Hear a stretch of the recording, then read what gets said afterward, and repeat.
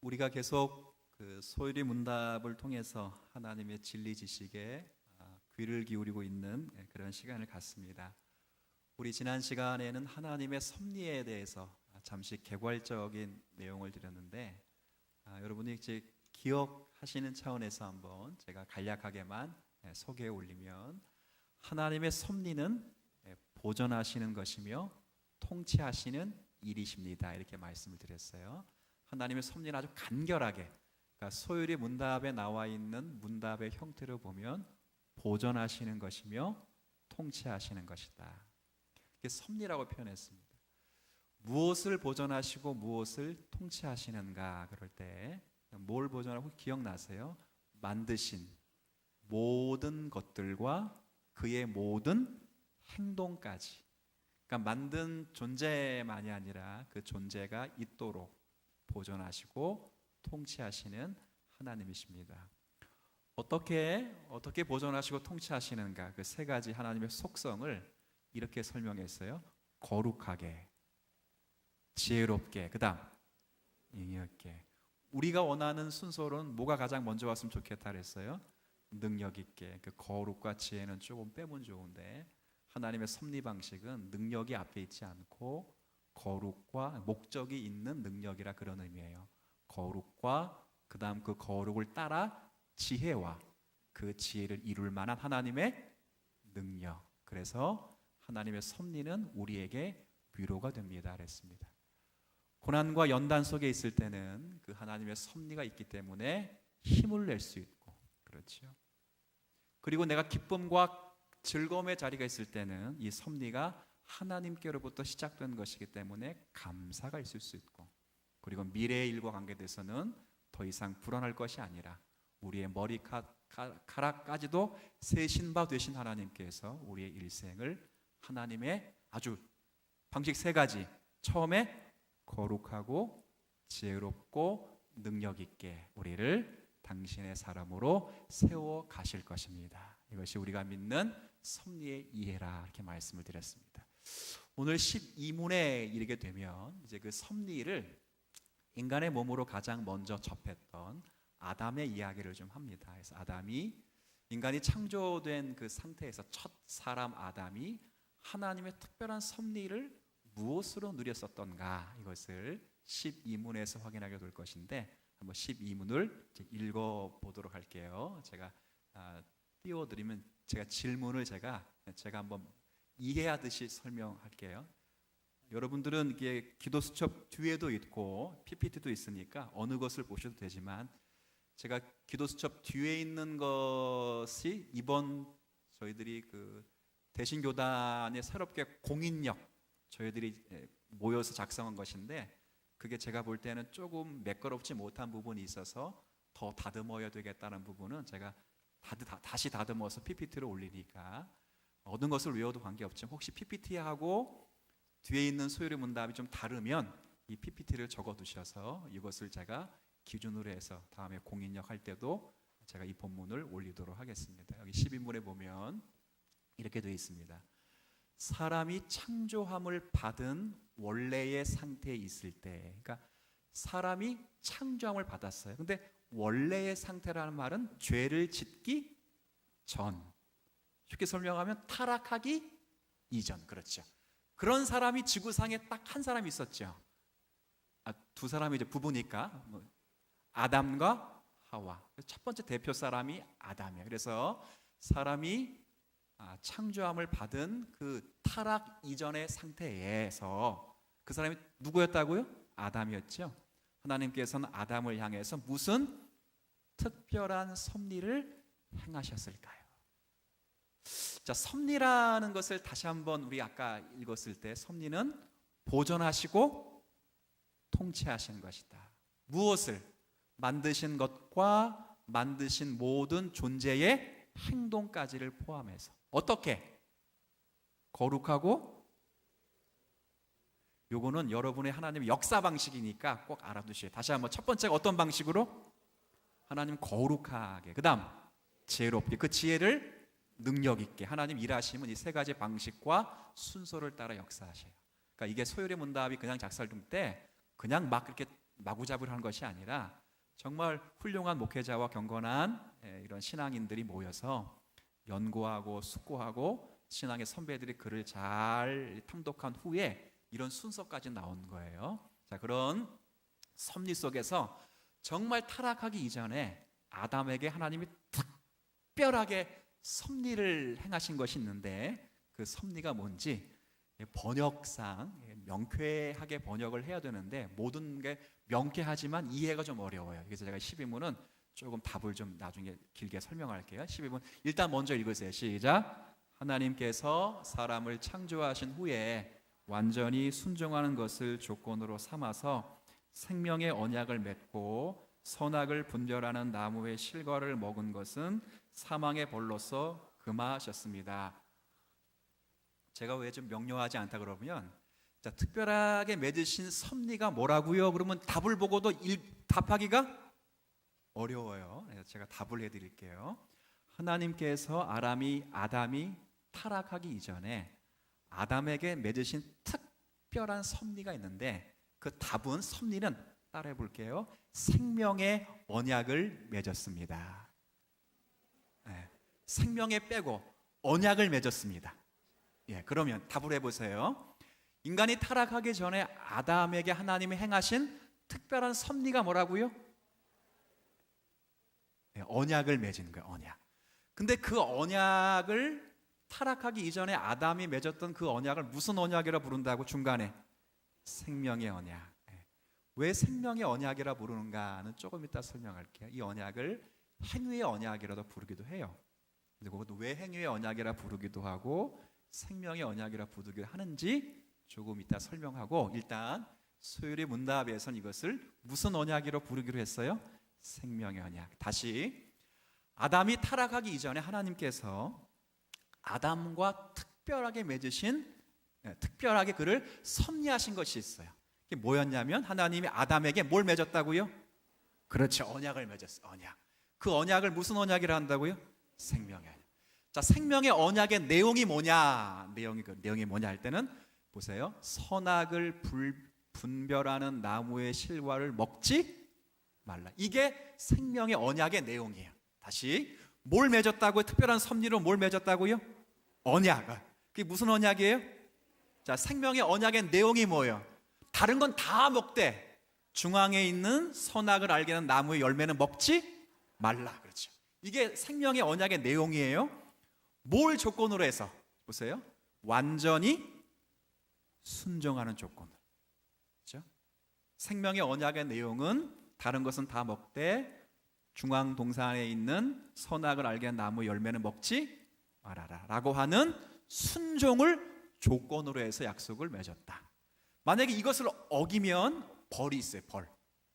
벌이 뭐가 있어요? 노란 글씨 맨 끝에 사망. 그렇죠? 잘 보세요. 이제 왜 생명의 언약을 부르는지 자 보세요. 이것을 지키지 않으면 어디에 이르러요? 사망. 그럼 잘 지키면, 그래서 무슨 언약이라 부른다고요? 오케이, 됐어요. 그 대신 이 언약은 조건이 있어요. 조건. 무슨 조건? 완전한 순종, 행위의 조건이 있어요. 그러니까 조건을 강조할 때는 무슨 언약이라 부르냐면 행위의 언약이라 부르기도 하고, 그렇죠? 우리가 생명, 그러니까 죽음과 그리고 생명이라는 내용을 강조하려면 무슨 언약이라 부를 수도 있어요? 생명의 언약, 그렇죠? 잠깐 말을 잘못했나요? 하다 보니 잘못한 것 같은데 지금 잘못한 걸 혹시 잘못한 거 맞나요, 제가? 잘 모르시겠죠? 잘한 거예요, 그러면? 제가 하다 보니까 지금 저도 정신이 없어요. 자, 아까 율법을 순종하는 것을 조건으로 할 때는 이걸 무슨 언약이라 부른다고요? 아니, 행위 언약. 제가 잘못한 게 맞네. 그러면 율법을 순종하는 것을 조건, 행위를 한 것을 조건으로 했기 때문에 때로는 행위 언약이라고 부르지만 그 행위의 결과된 생명이라는 것을 결과시키는 것을 볼 때는 무슨 언약이라도 부른다고요? 생명의. 근데 우리는 지금 요즘 뭐라고 부르느냐? 저는 생명의 언약이라고 부르는 것을 더 즐겨하기도 합니다. 물론 조직신학에서는 이제 행위 언약으로 주로 부르지만 일단 소율의 문답에서는 위로며 하나님의 일하심을 가르치기 위해서 생명의 언약으로 부르기를 기뻐했어요. 다시 정리합니다.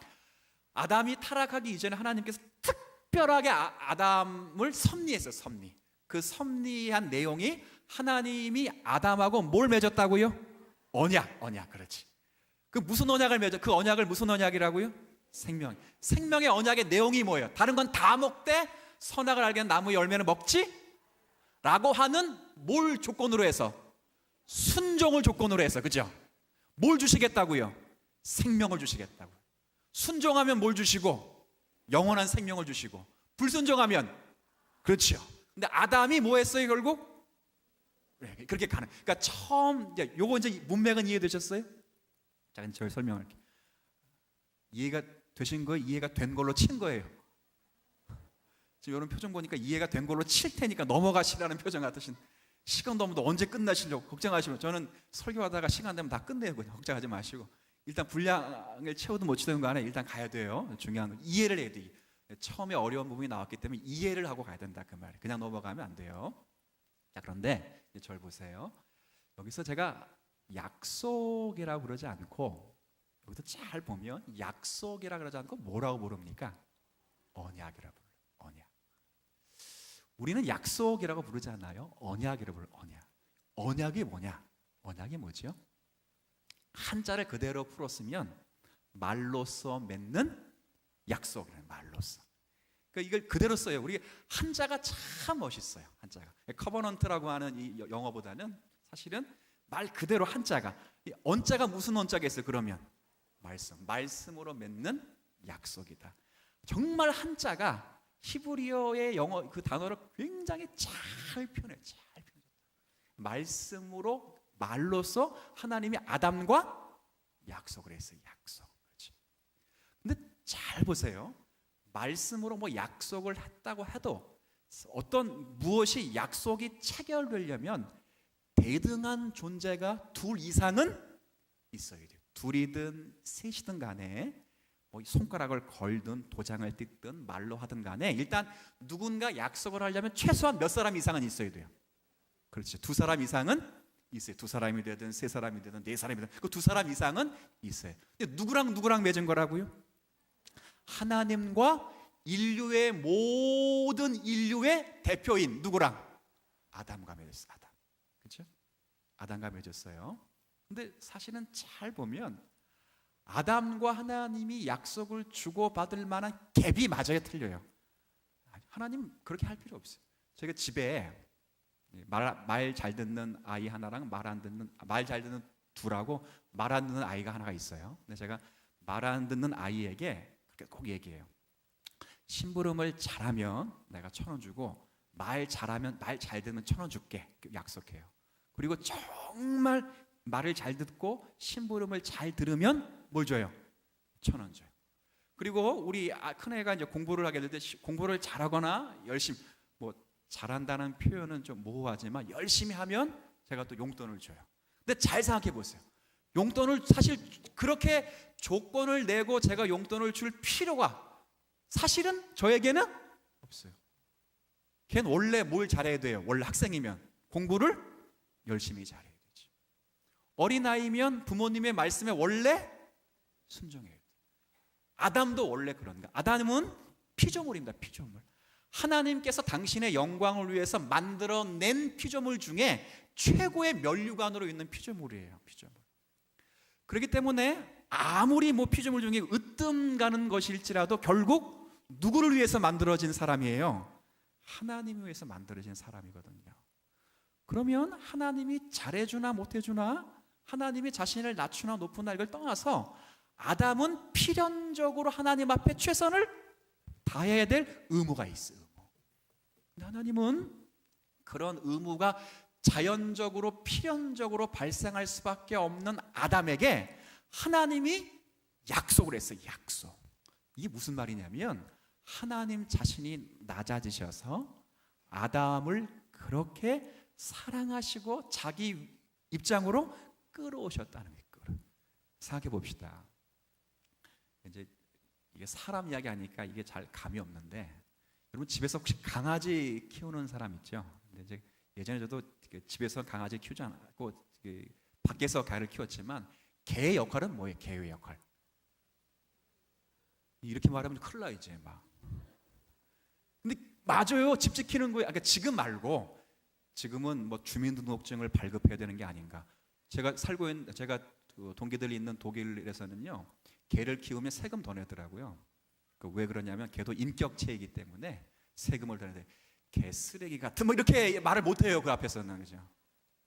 그리고 제가 있었던 그 강남에는요, 토요일만 되면 개를 모아라고 훈련시키시는 팀이 있는데, 그 팀에게 자기 개를 훈련시키기 위해서 매달 15만 원, 20만 원 주고 훈련을 해요. 일주일에 한 번씩. 참 저보다 팔자가 훨씬 좋다 그런 생각이 들어요. 근데 개의 역할은 원래 뭐 하는 거예요? 지금 여러분 한 게 맞아요. 원래 우리 유교적 관점으로 보면 뭐 하는 거예요? 그렇죠. 그 주인이 나갈 동안 뭐 하고 있습니다, 개는? 개를 비하하는 거 아니에요. 혹시 저 중고등부 우리 예지 듣고 있는지 모르겠지만, 비하하는 게 아니고 원래 위치상 그게, 그죠? 그 개가 집을 잘 약속을, 주인 나가기 전에 너가 집을 잘 지키면 좋은 여자친구 사귀게 해줄 것이고 뭐 사주고, 이렇게 할 필요가 원래 있어요, 없어요? 원래 개는 뭐 하는 애예요? 근데 제가 집을 나가기 전에 너가 집을 잘 지키면 이마트 가서 개벽다구를 3개 사주고 개껌을 한 달치를 공급해 줄 것이며 영원히 나의 침대에서 잘 것이다 라고 말하면, 제가 필연적을 넘어서 엄청 개를 뭐 한다는 거예요 지금? 그렇지요. 지금 이 느낌을 받으셨어요? 아담이 모든 창조물들 하나님이 자신의 영광을 위해서 딱 창조해 놓고 특별히 언약을 맺은 대상이 누구밖에 없다고요? 아담밖에 없어요. 아담. 이 말은 모든 피조물 가운데 하나님이 당신의 동반자로 삼으시고 당신의 자리까지 이끌어 갈 운명적 존재로 누구를 지었다는 말이에요? 아담을 지었어요. 이게 저와 여러분의 은혜요, 저와 여러분이 하나님께 받는 독특한 지위인 줄 믿습니다. 아담이 실패해도 둘째 아담이 누가 와서 완성했어요? 그렇죠. 이건 나중에 이제 기독론할 때 계속 할 건데, 결국 회복됐다 그 말이에요. 아담에게 주시는 그 생명의 언약, 그래서 행위 언약이라고 부르는 것도 있지만, 그래서 더더욱 생명의 언약이라고 부르는 이유가 바로 여기에 있어요. 이 언약이 결국 그리스도 예수 안에서 완성되기 때문에 그래요. 그렇게 해서 생명의 언약으로 부르기를 즐겨했어요. 그러니까 하나님이 그만큼 우리를 높이시고 사랑하신 결과라 그 말이에요. 근데 잘 보세요.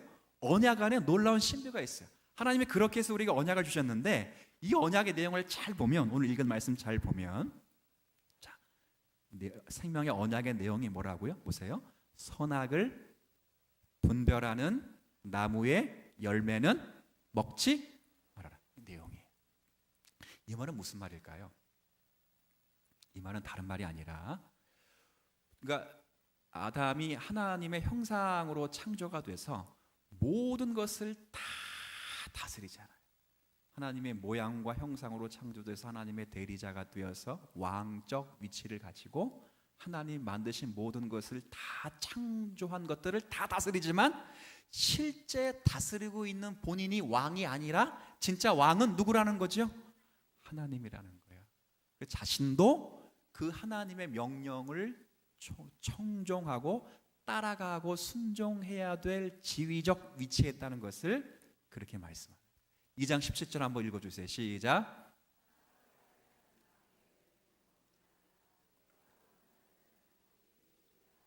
이게 생명의 언약의 한 내용이에요. 그러니까 이 말은, 그러니까 죽이겠다고 하시는 내용이 사실은 아니겠다. 얼마나 우리가 존귀한 자라는 것을 사실은 깨닫고 가르치시기 위해서 하신 말씀이에요. 모든 걸 다 할 수 있다. 다 할 수 있다. 그러나 너는 누구는 아니라는 거예요. 하나님은 이걸 잊으면 죽을 수밖에 없으니까 언제나 그 앞에서 그렇게 하나님의 대리자로 왕으로 있을 수 있지만, 너는 그럼에도 불구하고 하나님의 종이라는 것을 잘 생각해서 하나님 앞에 순종하며 살아가라라고 이야기를 하는 거예요. 그러니까 27절의 말씀이 하나님이 공포를 주거나 우리를 저주하기 위해서 하시는 말씀이 아니라는 것을 먼저 인정하십니다. 근데 여러분 역사를 알듯이 이 말씀에 아담과 하와가 순종을 했어요, 안 했어요? 그러면 잘 보세요. 아까 다시 죄송합니다만 아까 12문 다시 답을 보여주세요. 12문의 답을 보여주세요. 답을. 자, 아까 생명의 언약의 내용은 그런데 이 언약의 조건이 뭐예요? 조건. 순종인데 어떤 순종이에요? 완전 순종으로 해서 생명이 나가 아니면 사망이 돼. 근데 우리는 알아요. 아담과 하와가 이 언약에 완전히 순종하지를 못했어요. 그래서 뭐가 찾아왔죠? 사망. 그럼 끝이 나야죠. 그냥 놀라운 것은 2장 창세기 2장을 넘기면 창세기 몇 장이 나오죠? 그래도 잘 모르겠죠. 3장이 나옵니다. 3장 15절을 한번 보시죠. 3장 15절. 여기 또 해놓으셨으니까 그냥 성경 보세요. 성경 다음 장이니까 같이 한번 읽어볼게요. 시작. 내가 너로 여자와 원수가 되게 하고 내 후손도 여자의 후손과 원수가 되게 하리니 여자의 후손은 내 머리를 상하게 할 것이요 너는 그의 발꿈치를 상하게 할 것이니라 하시고, 이걸 가리켜 우리 이제 기독교인의 선배들은 원복음이라 이렇게 돼요. 원복음. 복은 원시적인 복음이다 이렇게. 그러니까 복음의 내용이신 예수 그리스도의 구속 사역을 가장 초기 형태로 알려주신 복음의 내용을 해서 원복음이라고 말해요. 근데 이 원복음을 잘 보면 사실은 여자의 후손이 나왔지만 이것은 여자의 후손 이야기이지만 사실은 하나님하고 뱀하고의 관계를 설정하는 내용이야. 관계. 하나님과 뱀의 관계를 설정하는데 그 관계 속에서 여자의 후손이 나와요. 어떤 예언이 나오냐면 보이는 대로 여자의 후손과 뱀의 후손은 끝까지 무슨 지간이 된다고요? 원수지간이 된다. 원수. 그렇죠? 지금 하나님과 뱀과의 관계를 설정하시는데 그 하나님의 대리적 역할을 여자의 후손으로 관영시켜서 투영시켜서 그 대리적 역할을 지금 보여주십니다. 여자의 후손과 뱀의 후손이 원수가 되게 되는데 결정적인 사건이 여자의 후손이 뱀의 머리를 상하게 할 것이고 뱀은 여자의 후손의 발꿈치. 이게 따로따로 있는 게 아니에요. 동시적 사건인데 이게 뱀의 후손은 여자의 뭘 물어요? 발꿈치를 물듯이 신학에 오면 사단이 예수 그리스도를 십자가에 죽음에 넘기죠. 그러나 아시는 대로 예수님이 십자가에서 죽으신 것이 끝나는 것이 아니에요. 그러니까 모든 사람은 예수를 죽이면 끝날 것이라 생각했지만 하나님의 계획은 그런 사람들의 계획을 등에 업고 넘고 그를 죽은 자 가운데서 제3일째 되는 날 다시 살리셔서 교회와 택자들의 온전한 주가 되시게 하셨죠. 그래서 결국 부활 승리하셔서 사단의 모든 계략들을 전부 박살내시고 그리스도 예수 안에서 결코 정죄함이 없도록 우리에게 은혜를 베풀어 주셔요. 제가 지금 뭘 이야기하려고 하냐면 아까 보세요. 생명의 언약이라고 불리는 행위 언약이 아담의 불순종으로 인해서 끝나야 되는데 끝나지가 않더라는 것입니다. 제가 이해되셨어요? 그래서 결국 누가 오셨다고? 여자의 후손으로 결국? 그렇죠. 그 여자의 후손으로 오시기까지 구약의 역사가 있는 거예요. 여자의 후손으로 은혜 언약 속에 있게 될 그 구약의 백성들이 그리 멋진 줄 아느냐? 그렇지 않다. 그럼에도 불구하고 하나님은 당신 아담과 후손과 맺은 언약을 지키시고 지금도 신실하게 자기 편에 역사하시사 그 백성을 구원하시고 그 백성을 인도하시기 위하여 여자의 후손으로 예수 그리스도를 보내시고 죽으신 후에 부활 승리 승천케 하시고 하늘을 향하여 우리의 중보자가 되게 하시고 언제나 회개하고 돌아오는 영혼들로 주 안에 하나님의 자녀가 될 수 있는 은혜를 지금도 주시는 줄 믿습니다. 이 은혜죠. 여기까지 가는 거예요. 여기까지. 제가 뭘 지금 이제 더불어 한 가지를 더 강조해야 되냐면 이걸 다시 돌아가야 됩니다. 아까 제가 왜 행위 언약이라기보다는 생명의 언약이라고 부르냐면 아까 행위 언약을 부른다는 것은 뭐가 지금 조건이 되었다기 때문에 그랬어요. 완전한 순종. 그러면 순종을 안 했으면 깨졌어야 될 언약이었습니다. 그러나 그렇지 않았습니다. 이 말은 아담이 순종했기 때문에 구원을 얻는가, 아담이 순종을 정말 했다면 그것 때문에 아담이 영원히 살 존재는 원래 아니었습니다. 이겁니다. 그럼 순종을 왜 하라고 했습니까? 교회에서 목사들이 순종을 왜 하라고 합니까? 천국 가라고 합니까? 여러분, 그거 해야 천국 갑니까? 아닙니다. 왜 할까요? 아담에게 그걸 가르친 겁니다. 너는 모든 창조 질서 가운데 가장 완벽하게 그리고 가장 아름답게 죄 없이 창조된 존재다.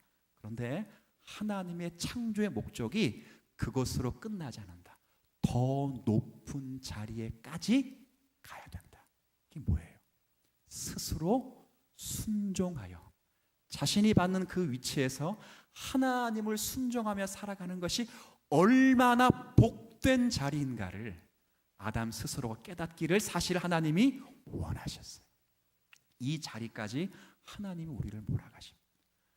이 신약 성경에 보면 히브리서에 보면 예수님도 순종함을 배웠다 이런 표현이 있거든요. 제가 한번 히브리서 말씀을 읽어드릴 텐데 여기 제가 나올 거예요. 히브리서 5장 8절 9절을 여러분이 한번 이거 읽어주세요. 시작.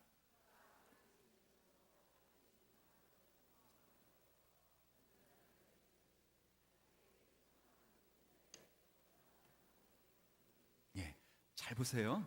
그가 아들이었습니다. 그는 누구를 가리키는 걸까요? 예수님도 하나님의 아들이시면서도 고난으로 뭘 배웠어요? 예수님이 순종을 배워야 부족한, 배우실 만한, 배우셨어야만 되는 부족한 분은 순종을 배웠다는 말이 뭡니까? 하나님께서 자기를 인류의 구속자로 삼으시고 십자가에 죽여 부활시킬 것을 예수가 아시기에 그 길을 하나님의 뜻인 양 넉넉히 순종하여 이겼듯이, 그런 의미예요. 똑같이 그렇게 이기게 되셔서 자기에게도 그렇게 순종하는 모든 자에게 영원한 구원의 뭐가 되었어요? 근거가 되었죠. 근거. 우리 중보자가 되셨습니다.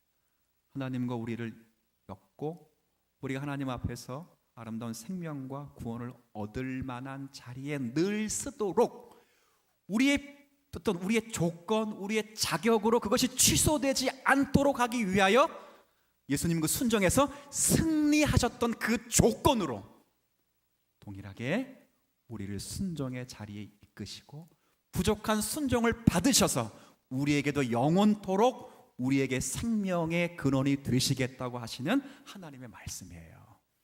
이 뭘 가르치는 거냐? 여러분을 순종해서 복 받으려고 가르치는 말씀이 아니고 순종하는 것 자체가 인간이 할 수 있는 최상의 하나님의 자리임을 믿으시길 바라요.